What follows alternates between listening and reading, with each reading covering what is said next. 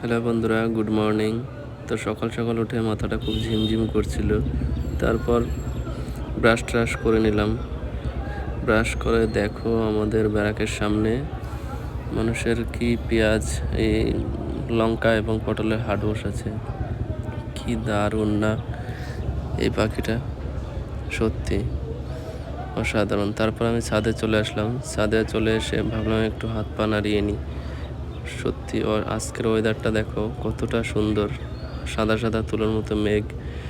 তারপর একটু হাত পা নাড়িয়ে নিলাম, একটু হালকা হালকা ব্যায়াম করে নিলাম। এরপর যাব দৌড়াতে, তাই একটু বেশি ব্যায়াম করলাম না, একটু হালকা ওয়ার্ম আপ করে নিলাম।